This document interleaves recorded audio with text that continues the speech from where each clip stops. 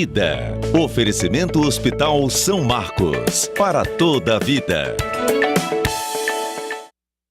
E com a ajuda do Hospital São Marcos, nós vamos agora falar com você a respeito deste assunto. Varizes, como se formam, por que se formam, como evitá-las?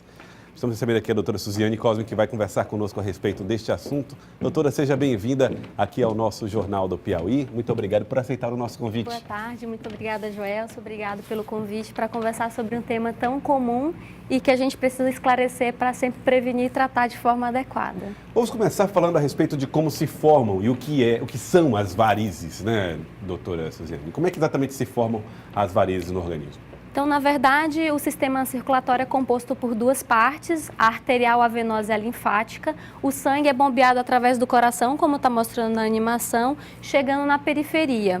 O fato da gente ter que vencer a gravidade no sentido de volta, que é a linha azul, dificulta a drenagem da perna. Então, o sangue desce, na hora de subir tem uma dificuldade. Isso. Ele tem uma bomba cardíaca que impulsiona, que dá pressão.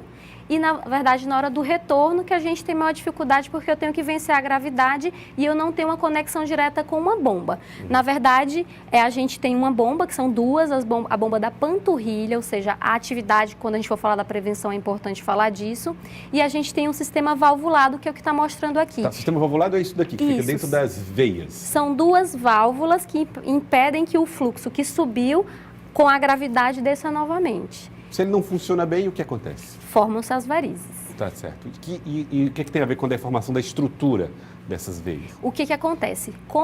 A gente fala que o sistema circulatório é como uma grande engenharia. A gente é orgânico, mas obedecendo a lei da física. Então, o que acontece? Como eu não consigo passar de forma adequada e ter uma adequada drenagem por deficiências e as causas a gente vai conversar, eu começo a juntar e a formar caminhos colaterais, outros caminhos que são as varizes. E, como consequência, tem o inchaço, o edema, que também está mostrado na animação. Tá, então a perna incha. Incha. É uma consequência. Incha, e esse inchaço, além do inchaço, a gente pode ter uma lesão, que é uma pigmentação da pele, que se chama dermatite ocre, que é o escurecimento. As pessoas veem aquela perna escura.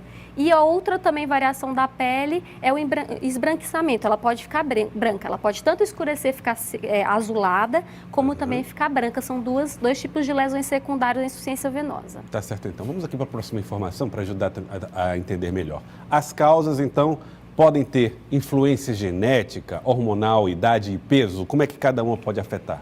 Então, para explicar direitinho, as varizes fazem parte de uma doença maior que se chama insuficiência venosa crônica, que vai da classificação desde os vasinhos que incomodam a mulherada até as úlceras venosas, que são a parte mais avançada da doença. Mais grave. Mais grave, a evolução completa, vamos assim dizer. E o que acontece? A principal causa é a influência genética. Não se sabe bem a causa, mas é como uma característica da própria parede do vaso. Ele é mais frágil e ele tem uma maior propensão a quebrar aquela válvula. A válvula que está competente, que segura a coluna de água, ela não é mais competente por essa característica, ela começa a ceder.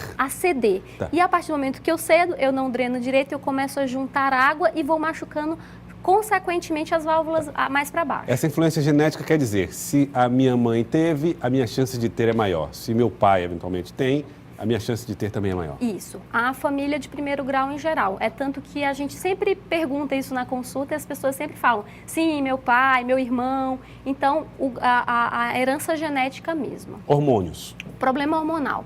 A parede do vaso endotélio, ela tem receptor para hormônio.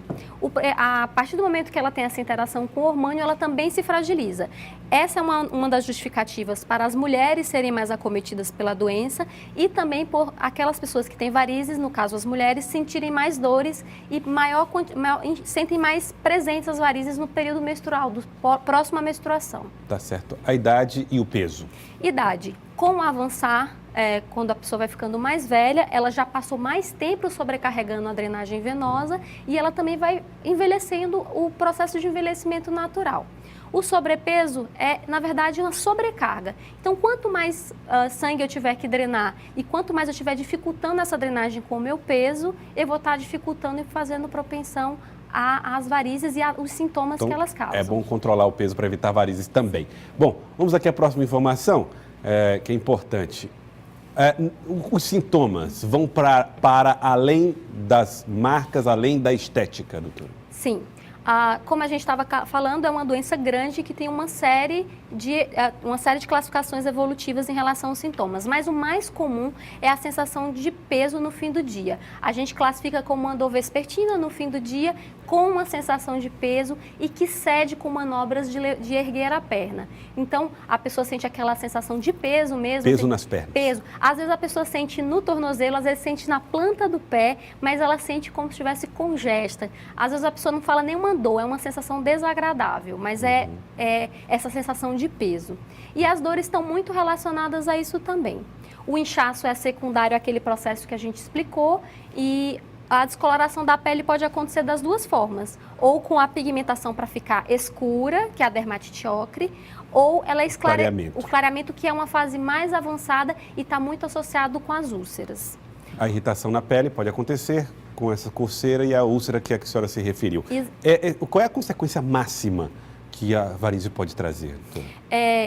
As coceiras, elas estão principalmente relacionadas com extravasamento de sangue do vaso. Ele não contém, ele está repleto, está cheio. Então, como é uma parede, aquilo extravasa para o interstício, que é, na verdade, o tecido, e isso irrita a pele da coceira.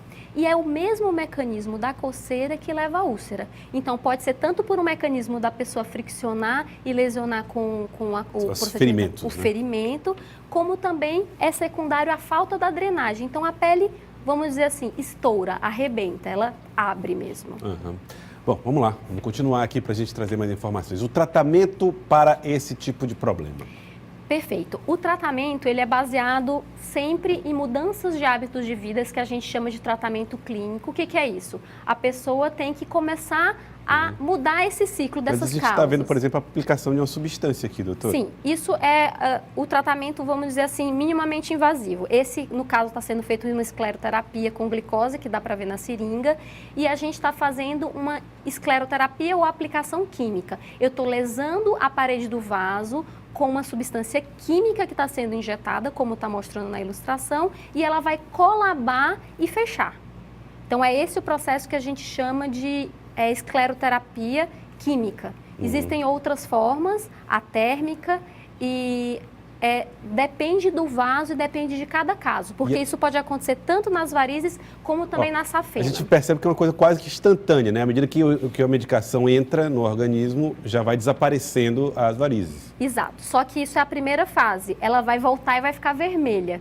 Então, às vezes as pessoas querem, eu quero fazer aplicação para viajar, quero aplicação para limpar minha perna, ficar bonita para ir para o sol. Não podemos fazer isso. Essa é a primeira fase da aplicação. Ela some porque a gente está substituindo aquele líquido vermelho que é o sangue por uma glicose, nesse caso, ou pode ser por espuma, e na sequência ele fica avermelhado pelo processo inflamatório que a gente causou. É uma espécie de obstrução do vaso, é isso? Exato, só que é uma obstrução que eu vou fazer a parede, vamos dizer assim, queimar. Eu vou fazer uma irritação química para que ele inflame e feche, quimicamente. É como se eu isolasse esse vaso? Exato. Para sempre? Todos os vasos têm 3 paredes e eu vou machucar a parede de dentro para que ela colabe e mantenha-se colabada. Entendi, compreendi. Bom, vamos então ver quais são os outros procedimentos realmente muito interessantes, os tratamentos preventivos e também as mudanças de hábito para isso. Doutor. Perfeito. Dos tratamentos, a gente falou do tratamento que é um dos tratamentos, que é o tratamento que a gente fala que tem um componente estético, porque a gente está tirando aquele vasinho que não é legal. Mas tem que sempre importante falar que esse tratamento ele faz parte de uma doença maior e que a gente tem que fazer ele em todo o processo. Então, desde uma história investigativa, olhando direitinho a história familiar, alguns fatores de riscos, por exemplo, para a trombose, que também é uma causa importante de varizes. Então, a pessoa tem que fazer primeiro a avaliação médica consciente. A sequência desse tratamento após a anamnese completa é um estudo que hoje a gente fala de mapeamento. Eu gosto sempre de falar para os meus doentes que é como se a gente tivesse com o mapa do tesouro para poder chegar a ele. Então, é o exame de ultrassom Doppler, que também é feito para a gente ver falhas de drenagem que permitam a gente tirar a falha para que aquele fluxo do sangue volte a ser de forma mais coerente, mais tranquila e sem tanta intercorrência. Então, o passo, a anamnese, investigação diagnóstica com ultrassom e a sequência, o tratamento clínico e o tratamento cirúrgico. do tratamento clínico, quando a gente for lá da prevenção, é uma coisa bem parecida, a gente pode aportar melhor. E do tratamento cirúrgico, a gente tem 3 opções hoje que são mais, que a gente usa, que é estudado. Exatamente. O tratamento mais comum são as cirurgias convencionais, onde é feito um corte bem pequeno e a gente, através de uma agulha, que lembra muito a agulha de crochê da vovó, a gente tira aquela veia. As veias que estão doentes, elas não têm serventia. Então, na verdade, elas atrapalham a circulação. O que a gente tem que fazer é removê-las para que a gente volte a priorizar o fluxo aquele vaso que está doente. Outra pergunta recorrente é, volta? Não volta. Aquele que a gente tirou, ele foi removido. O que pode acontecer é que, novamente, a pessoa, mantendo os hábitos de vida de forma não tão adequada ao próprio envelhecimento, aparecerem outros. Novas em outros lugares. Exatamente. Não é na região, mas outra vez. Exato. Então, esse é o tratamento cirúrgico clássico. Existem ainda outros 2 tratamentos que são os que a gente chama de minimamente invasivos. Um que é feito também com agentes químicos, que é o caso de uma escleroterapia mais profunda, mexendo com a safena, e também os tratamentos ablativos, tanto com laser como com radiofrequência. No caso da escleroterapia, também o laser é um bom armamento para a gente ajudar e ter melhores resultados. Então, vamos finalizar com a prevenção. Como se prevenir? Como fazer com que as varizes não voltem ou não apareçam? Exato. A prevenção ela é feita principalmente com manutenção de qualidade de vida. O que é isso? Eu preciso manter a minha bomba funcionante. Eu falei que a gente tem o coração no peito, mas tem as 2 bombas da panturrilha. Então, manter a atividade física regular, sair do sedentarismo, a pessoa conseguir manter-se dentro do peso, evitar as posturas mantidas durante muito tempo, ou muito de pé, ou muito deitada. Eu gosto de sempre falar que é circulando que a gente ajuda o sangue a circular. E, no caso de quem precisa ficar com postura mantida, sempre procurar o cirurgião vascular para fazer prevenção com meia elástica, flebotônicos que ajudam nesse tratamento. Muito bem. Eu queria agradecê-la, doutora. Perfeito. Muito obrigado pela participação aqui no Jornal do Piauí. Muito obrigada, eu agradeço a oportunidade. Muito obrigado por ter vindo, obrigado ao Hospital São Marcos também colaborando conosco para nos ajudar a entender melhor o funcionamento do nosso corpo e como nós podemos conviver, tratar e prevenir doenças.